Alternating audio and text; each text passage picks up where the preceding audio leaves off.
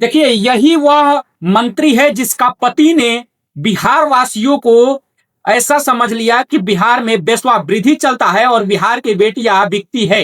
इस व्यक्ति का नाम है रेखा आर्या और इसी का लफंगा पति बिहार के हर बेटी और बहनों को शर्मसार किया है। ये कई सारी इसके तस्वीरें हैं जो आप देख रहे हैं। यही वह भांड है जिसने बिहार के लोगों को शर्मसार किया है, बिहार के बेटियों को। अब सवाल बिहार के लोग उठा रहे हैं, सोशल मीडिया पर यह लिख रहे हैं कि क्या रेखा आर्या भी बिकी हुई है? उस समय क्या इसका रेट 2500 था? और देखिए, बिहार में 20 से 25 हजार में लड़कियां मिलती हैं। आप देखिए स्क्रीन पे, आप देख सकते हैं कि किस प्रकार से वह कह रहा है। आप इस बात को समझिए और इस बात पे गौर कीजिए कि बिहार को किस प्रकार से बदनाम किया जाता है। और ये बदनाम करने वाले कोई और नहीं बल्कि भारतीय जनता पार्टी के नेता होते हैं, भारतीय जनता पार्टी की नेत्री होती हैं। इन सब से जरा सोचिए कि बिहार में 14 करोड़ का आबादी है, 1 करोड़ नेता लोग होंगे या उनके परिवार, नेता के परिवार से कोई जुड़ा होगा, लेकिन 13 करोड़ बहन बेटियों को किस प्रकार से शर्मसार किया गया। और यही अब सवाल जो है उठना चाहिए, सवाल लाजमी है और सवाल तो मैं उठाऊंगा ही, क्योंकि क्या उसने यह बोला है तो उसका एक्सपीरियंस कितना है। और उसके बारे में मैं बताऊं तो होटल चलाता है। क्या वह अपने होटल में लड़कियों का सौदाबाजी करता है? और करता है तो भारतीय जनता पार्टी उत्तराखंड क्यों नहीं उस पर कार्रवाई की? या भारतीय जनता पार्टी शीर्ष नेतृत्व जो भाजपा है, जो मोदी है, जो शाह है, वह क्यों नहीं अभी तक कार्रवाई किए? मोदी जी के मां को बिहार में गाली दिया गया था कांग्रेस के मंच से, आरजेडी के मंच से।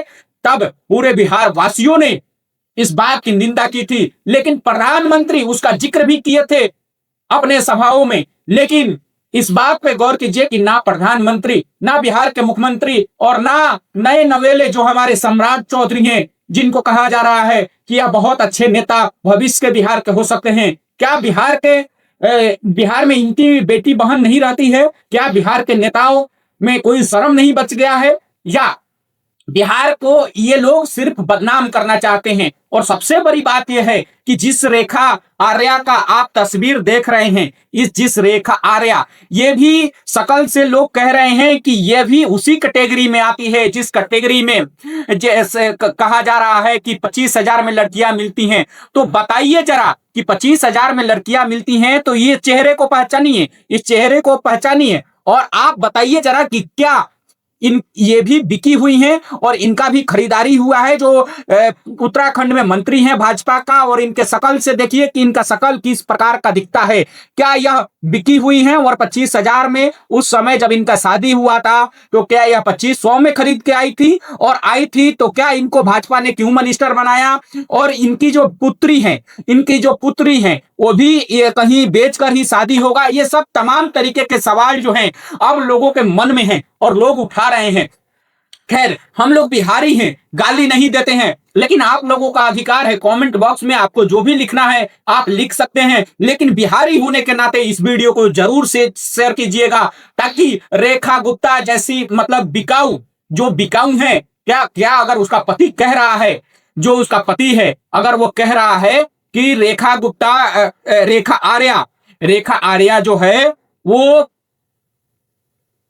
जो मिनिस्टर है, क्या वह नहीं बिकी हुई है? और नहीं बिकी हुई है तो उसका क्या प्रमाण है? इन सब चीजों पे हम लगातार इस वीडियो के माध्यम से आवाज, बिहार वासियों का आवाज उठाते रहेंगे। और बिहार के बेटी बहन बिकती नहीं है, ये उत्तराखंड ही नहीं बल्कि पूरे भारत के संपूर्ण लोग सुन ले कि बिहार में बेटियां बिकती नहीं है। बिहार में हम लोगों के पास, बिहार के लोगों के पास, बिहार के आम आवाम के पास इतनी ताकत है कि भारत के उन सभी बेटियों को अपने बिहार में बुलाकर शिक्षा प्रदान कर सकता है। वही नालंदा से हम लोग हैं, वही विक्रमशिला से हैं, जहां देश के बेटियों को हम लोगों ने शिक्षा दिया है। तो बिहार के बेटियां कभी बिकती नहीं है। ये इस प्रकार का जो ये हरकत किया है वो बिल्कुल शर्मसार कर देने वाला है। लेकिन अभी तक बीजेपी ने कोई कार्रवाई नहीं किया, उसको जेल नहीं हुआ। ये सबसे बड़ी दुखद बात है।